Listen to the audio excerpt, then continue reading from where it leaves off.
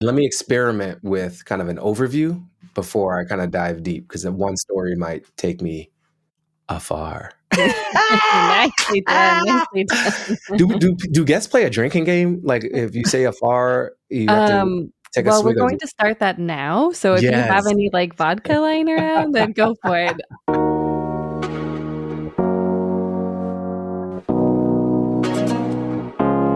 I'm Aislinn Green, and this is Travel Tales by Afar. In every episode, we hear from a traveler about a trip that changed their life. And in this season, season 4, we're going to be hearing about a whirlwind Picasso art pilgrimage, what it's like to eat your way through France, how a blind surfer navigates new waves, and so much more. Plus, I'm sitting down with each storyteller to talk about life's big travel questions. Well, I'm not really sitting down with them because I'm recording all of this from my houseboat in Sausalito, but you know what I mean. In this episode, get ready to be inspired by Baratunde Thurston. He is the Emmy-nominated host of the PBS show America Outdoors, which is fantastic. The show is now in its second season, and in fact, the very last episode of season 2 comes out on Wednesday, October 11th. Now, Baratunde is one of those mesmerizing people who seems to have lived like 12 lives. I could have talked to him for hours, honestly, but for your sakes, I did not. Baratunde is a writer, a comedian, and an activist. He hosts the popular How to Citizen with Baratunde podcast, and he wrote a New York Times best-selling comedic memoir called How to Be Black. And he weaves all of that experience and those conversations together in America Outdoors, which he says looks to tell a better story of us. Now, this episode is a little different than usual in that we'll be spending more time in conversation with Baratunde, but he does share a formative travel tale at the end of the episode, so be sure to stick around for that. Okay, let's meet Baratunde. Hi, Baratunde. Welcome to Travel Tales. How are you doing today? Hello, Aislinn. I am doing very well. Thanks for asking. And how are you? Same. I can't complain, really. Well, we are here today to talk about your journey through season 2 of America Outdoors. And I was hoping that you could just tell me in a nutshell, what is America Outdoors? America Outdoors is my PBS show. It is fully titled America Outdoors with Baratunde Thurston. And I play the part of myself, Baratunde Thurston. So I'm that part of the title. And this is a show that explores Americans' deep connection to nature, people who live, work, and interact in the outdoors. And I often think of it as America, long pause, outdoors. It's really a people show about humans who are deeply in relationship with nature. I love it. And it's such a good show. I can't wait to really Thank get you. into it. Yeah. In the intro, you say that you want to tell a better story of us. What do you mean by that? I think that stories shape our reality more than we often acknowledge. And we like to think we live in like this objectively real world, but primarily we know the world through mediation, through story. We have an image of it presented by someone else. So we inherit a story of the world and of our place in it, and who's on top and who's included versus excluded, who belongs. And I think the story of us that we've been consuming of late is one of deep separation, division, incompetence, ugliness.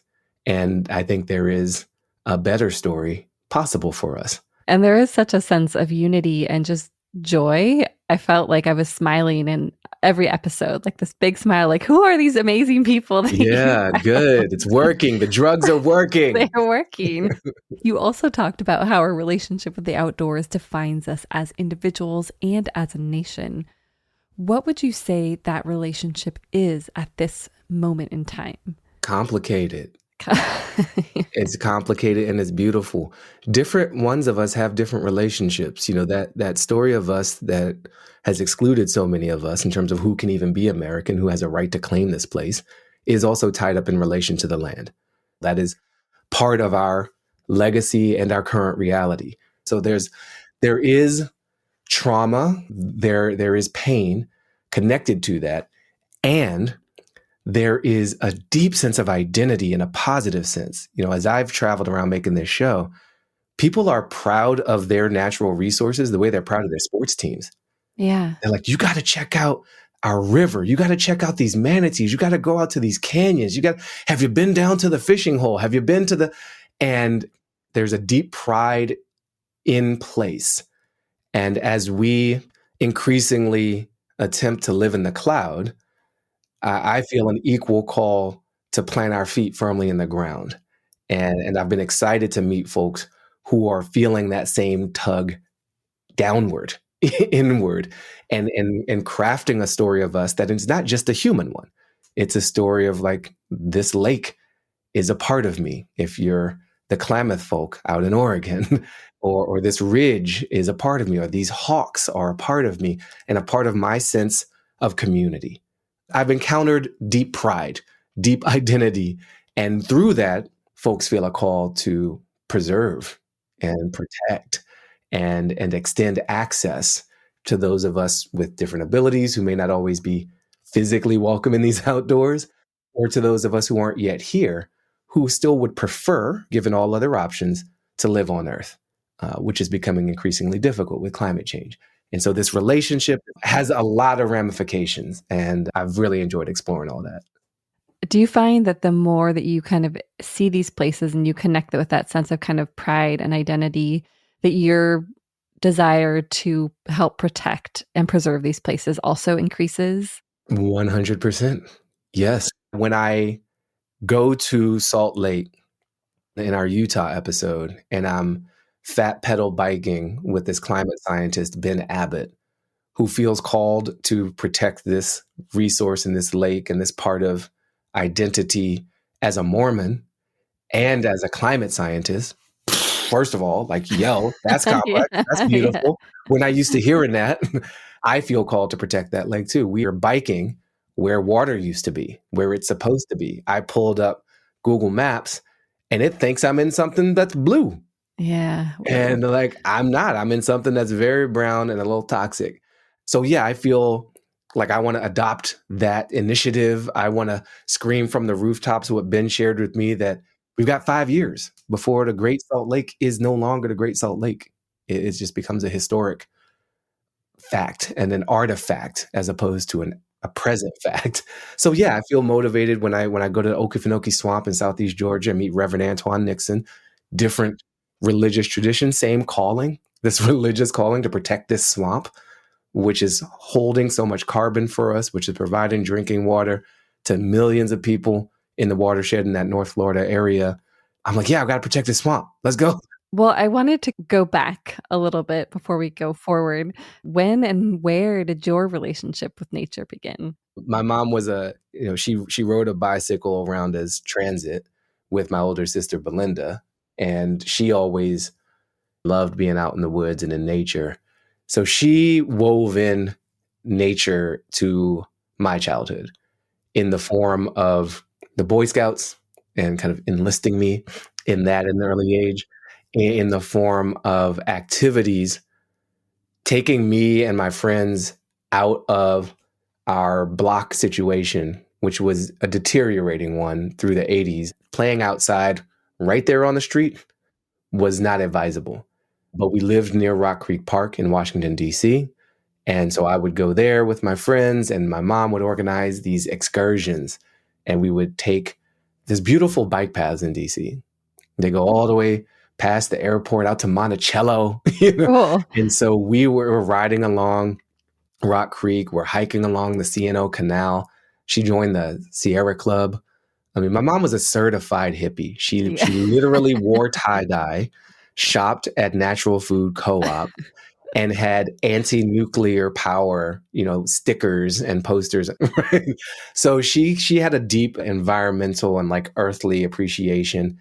And so that's where it started for me with moms and with her attempt to invest in this relationship alongside me and give me safe places to explore when the streets became decreasingly safe. It's amazing how powerful that can be, right? Having a parent who pushes you to do it and shows you how. We did a lot of road trips. We had this Datsun B210 station wagon, Oh my God. and we hit up the entire East Coast before I was 12 years old. From Florida to Maine. We stayed at state camping grounds, KOA campgrounds, national parks. I mean, I remember visiting Acadia National Park in Maine. I remember campfires with park rangers on the Outer Banks of North Carolina. I remember the wild horses of Chincoteague and Assateague and the crabs of the Chesapeake Bay. So all that is it's what childhood meant.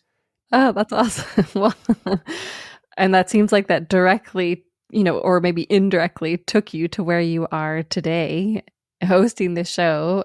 It was indirect and then eventually direct. My mother, she was just trying to survive and make sure I did too.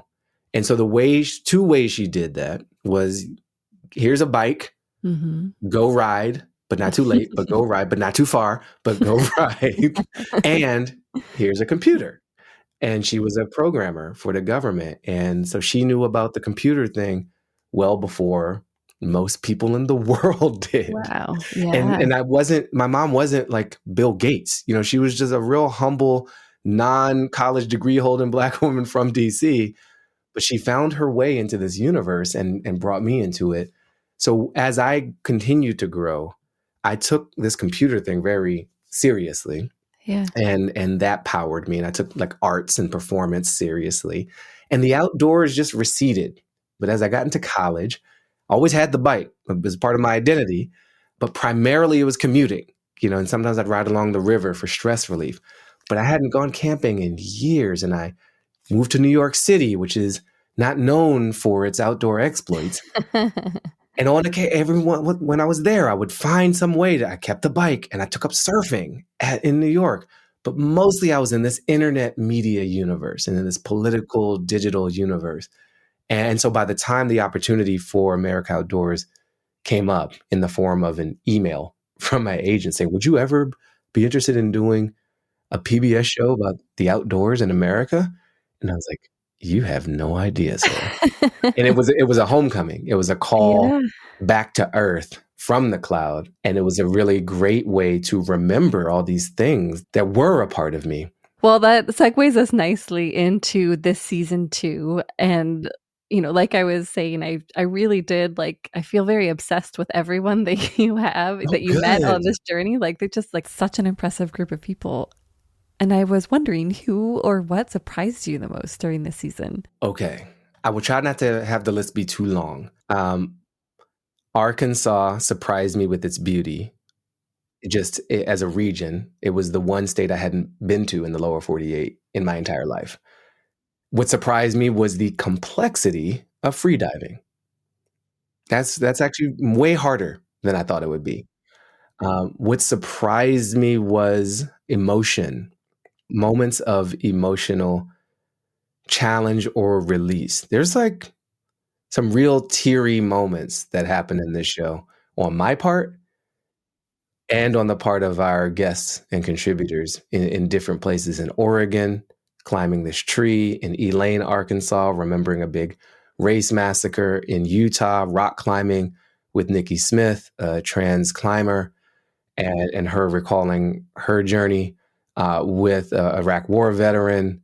The outdoors has played a role in all of these people's healing. And the consistency of that was surprising. And I would say the last thing that I could probably mention as surprising is the amount of people who echo and amplify an indigenous way of being with nature, even though they themselves are not. Yeah. I wasn't surprised by my experiences with indigenous communities in season 2 because of the experiences I had in season 1. Yeah. So season 2 continued that and deepened that. But what was also deepened was coming across non-indigenous people who kind of sounded the same. And I was just like, y'all been reading the same memos? This is pretty exciting. And when it comes to the climate, the efforts to adapt to climate change and try to reverse and restore lands and regenerative quartz mine in Arkansas. This dude checked in with the indigenous folk when he bought this land some decades ago, and it changed his whole trajectory. He has a carbon negative quartz mine. What? How does that even? What? The regenerative ranch in Oregon. white people, just like same thing. They wanted to ranch, they wanted cattle and be cowboys, and they did that. And then they found a different way. And so they're actually reducing the amount of land available for grazing. They're keeping it all wild. They have no pesticide, herbicide, hormonal inputs into the land or the animals. And they've brought all these species of birds and fish, and the water's cleaner, and the folks downriver actually have more water and thus more economic value because of what these ranchers upriver are doing on their behalf. So this guy who looks like this classic white cowboy character says words that don't fit. He says, technically I own this land, but I'm just a steward. So that was very surprising, joyfully so. Maybe relieving too? I don't know. Yeah, everywhere we go has some level of sadness because of climate change. And everywhere we go has some level of joy because of what people are doing and how they're connecting more deeply. So yeah, I have a deeper respect for the challenge of change and a deep appreciation for folks figuring out, how do we work with this change? How do we deepen our connection? And it's all kinds of folks doing that. It's great. It's not just climate nerds. We'll be back with Baratunde in just a moment. But first, a word from our sponsor.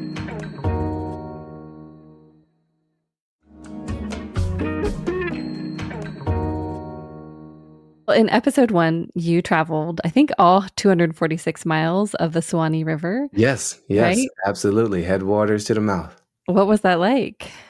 It was amazing. I was in so many modes of transit. I started in a canoe. I was in a flat bottom, swamp boat. I forgot what the names of those are, but I was in kayaks. I was in wetsuit, just swimming.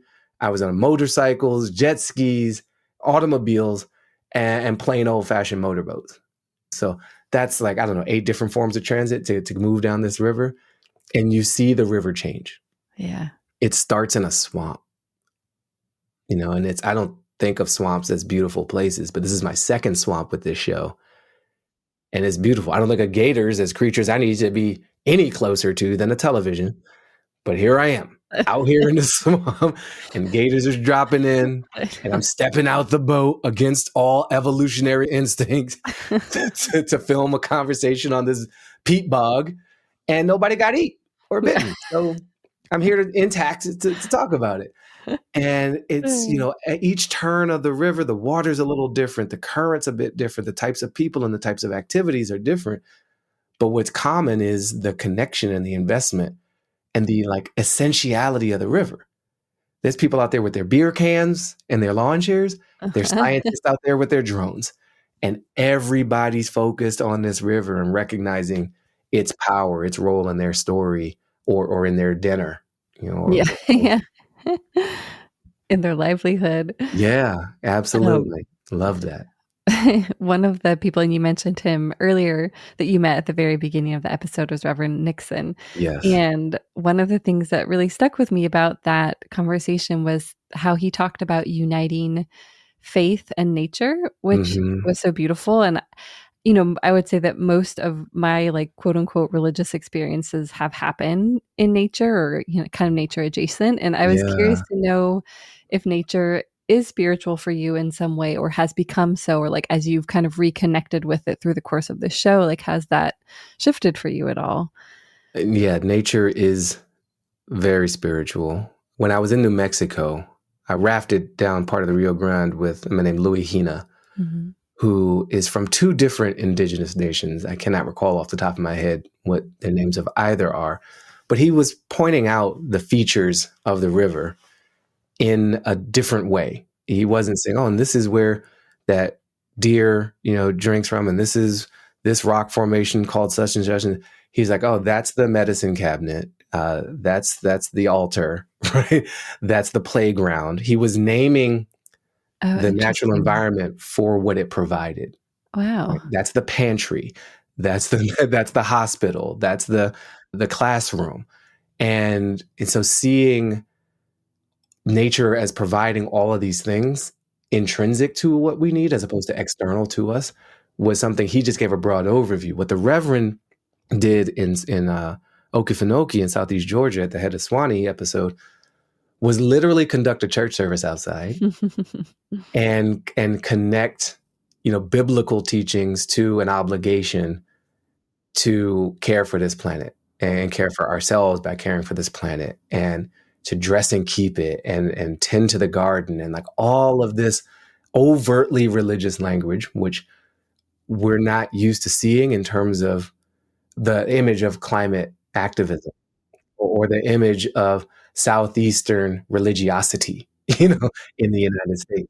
So bringing it back to your question for me, because of the childhood I had, I've always had a feeling of reverence and connection when I'm in the outdoors, particularly around water. I was a water baby. I loved splashing around in the sink, which was my bathtub as a small kid. We went to the water every Thanksgiving as a family, went to the coast. I have photos of us out in like wind and rain just to be out there. And so that was an annual tradition as a family, as a way we were giving thanks, less about the turkey, more about the water. And then my most stressed moments, I would, in college and after, get on my bike and race along the river and just achieve a feeling of total synchronicity with the environment around me. I remember a particular feeling of riding my bike in the wind and hitting a pocket where my pedaling speed was matching the wind speed. So suddenly the rush disappeared and I was in flow, and I felt Cool. like I exerted no energy, and I'm just like gliding on wheels that feel like air. And that is a very transcendent religious, spiritual type of experience. So yeah, the natural environment is very much a spiritual environment when I open and breathe and sit still enough to appreciate it. And it's cool to hear all the different perspectives on that, but a lot of them did seem to kind of revolve around these very deep, profound relationships that people have with nature.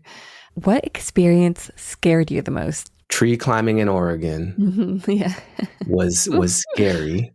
Are you a heights person? I would not describe myself as a heights person, but I used to definitely not be a heights person, right? I used to have a profound fear of heights, and that has largely left me. I mean, I was in small aircraft in Arkansas. I flew the plane for Yeah. a moment. I was fine with that. Paragliding, I did that on this episode, in our Utah episode, in tandem with a professional. And I was actually fine with that. Walking off the edge of a perfectly good cliff, still not my instinct, but trusting the updraft and the physics that this guy knows. Okay, getting too close to the highway, like, let's turn. Yeah. Not my thing. He offered to let me pilot it and steer. Like, no, I'm going to be a great passenger. That's my role. And I know my place. And you keep your hands on those pulleys. Okay? I don't want there to be any confusion that I'm going to take over. I am not a student driver. I'm a student passenger. There is never a moment where I'm going to try to turn. So the things that felt out of my comfort zone, though, that the tree moment was profoundly jarring to me. And some of it had to do with the height. We were climbing an 80-foot maple. That is a lot of feet. Were you climbing with gear or were you free climbing? Yeah, no, this is with gear. When you're in that sort of tree climbing, you're not, I don't actually think of it as climbing the tree. You're climbing a rope that is parallel to the trunk. But it's not like, my image of climbing a tree is like, oh, I'm like holding on to the tree trunk like a rock climber or an ice climber. And no, this is just like you're on a rope, you're tethered to it. But I just felt very untethered. And then there were some other emotional challenges that I had with that scene, but it was not a physical challenge. It was more of a psychological challenge and an emotional challenge that I did not expect. Yeah. At all. Well, I also wanted to talk about, the final season, which will come out next week. And it's very different than, some of the other things that you're talking about. I feel like there still seemed to be some danger, but you visited Maine in order to find out what it is about winter there that gets people outside. And yeah, I was curious to know how that time there changed your concept of cold, or did you embrace it more? Like, that seemed to be an emotional episode a bit at the end too. Every episode of America Outdoors is an emotional episode, Aislinn. So Maine was in part a return to a place I've known. Maine was a frequent stop in my childhood, going up to Bar Harbor, Acadia National Park, big trip with my mom. I lived in Boston for many years. So I have a association with it. And being in New England for 12 years, Maine is kind of part of the landscape. And I've explored it a little bit in my life. But the wider perspective of cold serves a purpose. It's not just pain. It's not just to be avoided. And what I came across with the Mainers, the Mainiacs, is a really pragmatic need to accept and embrace cold if you want a full life. Mm-hmm. Many of us can afford to avoid uncomfortable things. That is the premise of most of our society, right? Sure. Because life is just mostly uncomfortable, and we've built economies of scale around minimizing discomfort.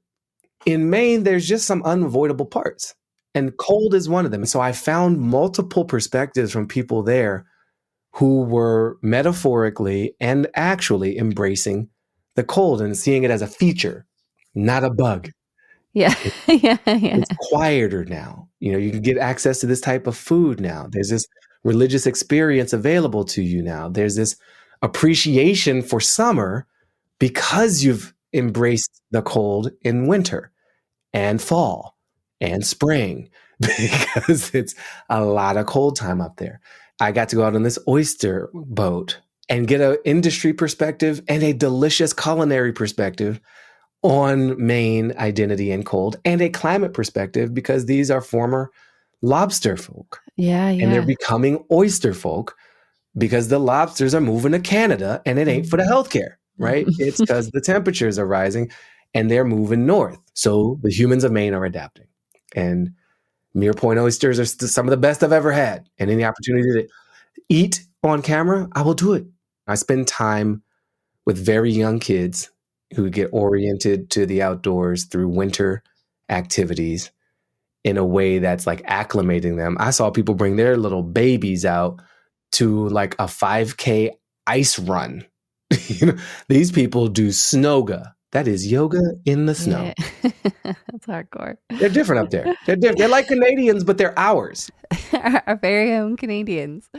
Not to move away from the topic of snoga, which is fascinating, but you had mentioned earlier there's this thread throughout the season of the ways that nature can benefit or heal us. Yeah. And there was a conversation that you had in Maine. You went on a snowshoe with a group that's using nature as part of the recovery process. And that just seemed to really exemplify that connection. Why do you think that nature can help us with something as hard and as isolating as addiction? I think nature is a powerful role model for those of us who've been through anything hard. Nature is a story of recovery. Yeah. It's a story of storms come and wipe something out, or fire comes and burns something out, or drought comes and dries something out. And yet nature is still here. It is relentless in facing challenges and relentless in adapting to and recovering from those challenges. And so for us as people, we get burned. We get knocked over. Some part of us dries up.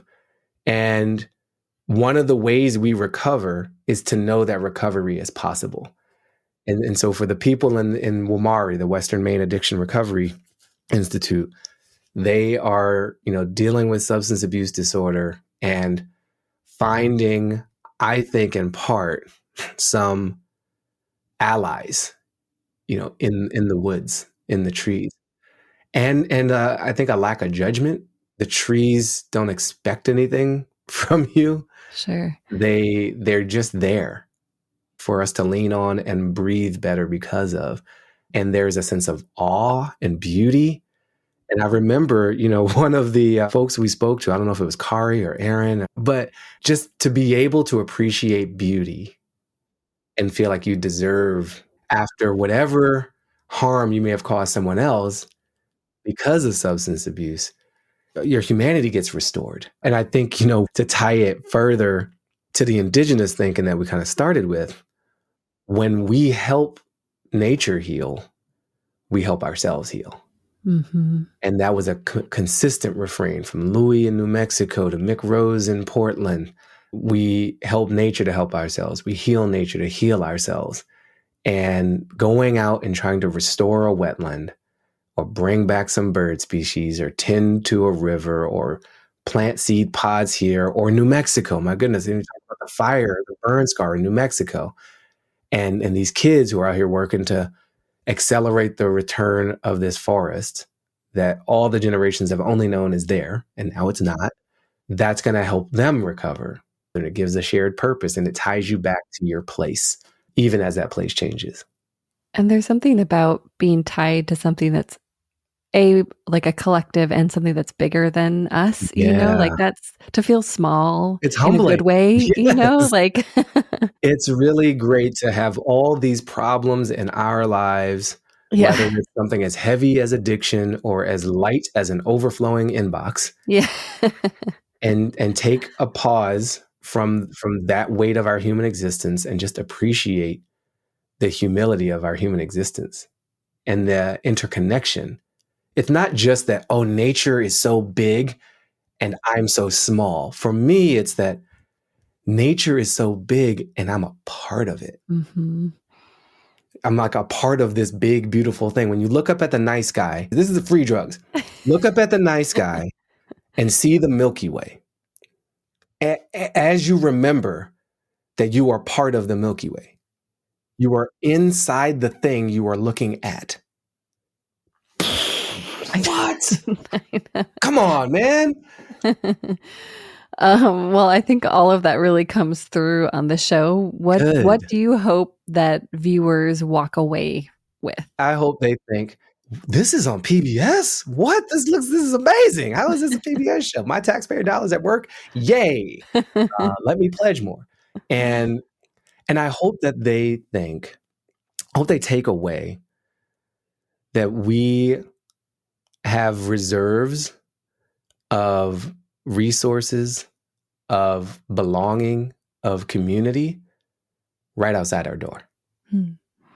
We are literally disconnected from other human beings, from Earth, from history, even as we're technologically more connected than ever.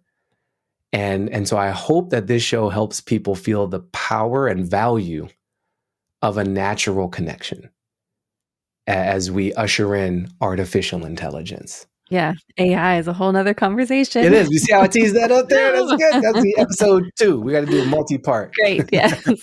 Well, I was hoping that we could end very quickly, because the show is called Travel Tales, with a tale from one of your own travels. Would you just tell us a bedtime story? Yes. Thinking about the timing.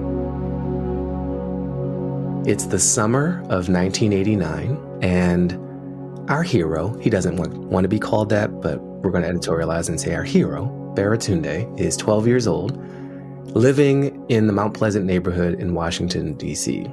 It's undergoing a tremendous transformation, largely Black and Latino. There's increasing police action, let's say public market sales action for unlicensed pharmaceuticals are occurring just outside the living room window, and there's a lot of tension in the air. His mother's stressed about where he's going to go to junior high school, stressed about finances, stressed about safety. And so she and he orchestrate a great escape. An escape to see America by train. And they purchase, well, they is being very generous to Baratunde's role in the fiscal operation here, but Baratunde's mother purchases a rail pass, which allows a level of unfettered motion for a fixed amount of time on certain types of trains during this most magnificent and life-defining summer. They set forth from Washington, D.C. on an Amtrak bound for Chicago. And they arrive in Chicago with a half day before the next train is to depart, and they visit the Museum of Science and Industry, visit a coal mine that was built under this museum or around which it was built, and race back to the Chicago train station. They're so enamored of this Museum of Science and Industry, they nearly miss their train, but they board an almost moving train heading south to the Great Republic of Tejas, Texas. And when you go west of Chicago, the trains double in size, the Superliner, double-decker trains, cars where the dining car is entirely glass, and you feel like you're floating across the Great Plains. And they get to El Paso, Texas, and they're not done. They cross the border by bus into Mexico, boarding the Ferrocarril Nacional de Mexico, which they ride for days to its end through Copper Canyon, 6 times larger than the Grand Canyon, terminating in Los Mochis, where they stayed in a little bed and breakfast. And Baratunde sees a travel writer working on her laptop in 1989. Tremendously mind-blowing possibilities emerge, and the Coca-Cola tastes different. And the meal plan that Baratunde and his mother are on is a very modest one because she's a government worker supporting 2 kids. So it's mostly peanut butter and raisins that they have stuffed into those toothpaste tubes that they bought from REI before they set out on their adventure. And raisins keep well on a journey. They return to the U.S. having witnessed forest fires in the Mexican mountains just south of the border. They continue west through Flagstaff, Arizona, the Grand Canyon, to Los Angeles, visiting Universal Studios, going up the full length of the West Coast to Seattle. They stay at a YWCA. But wait, getting to Seattle, a drawbridge was left amuck, and they have to camp in a train station overnight and take a bus from Bakersfield to some other town that Baratunde no longer remembers because he is older than he looks. Seattle's fun. Stay at a YWCA, visit Pike's Place, and then they're heading east again across the northern top, seeing buffalo out the window in Montana. Coming back through Chicago, downgrading from the double-decker trains to resume the more normal train lines, coming back to Union Station, having experienced this union, this nation from a very different perspective. The places they went, the people they spent time with, the food they ate would change their lives forever, giving them a deeper appreciation of the land, of the people, of the nation, and of each other. Wow. Talk about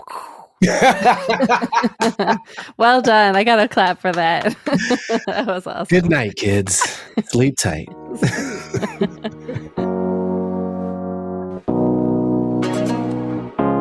How is that for bedtime story? And that was totally unrehearsed. To learn more about Baratunde, visit baratunde.com. You can subscribe to his podcast, How to Citizen with Baratunde, wherever you're listening now. And of course, you can watch America Outdoors with Baratunde Thurston online at pbs.org. Ready for more travel tales? Visit afar.com/podcast and be sure to follow us on Instagram and X. We're at Afar Media. If you enjoyed today's exploration, I hope you'll come back for more great stories. Subscribing makes this so easy. You can find Travel Tales by Afar on Apple Podcasts, Spotify, or your favorite podcast platform. And be sure to rate and review the show. It helps other travelers find it. This has been Travel Tales, a production of Afar Media. The podcast is produced by Aislinn Green and Nikki Galteland. Music composed and produced by Strike Audio. Everyone has a travel tale. What's yours?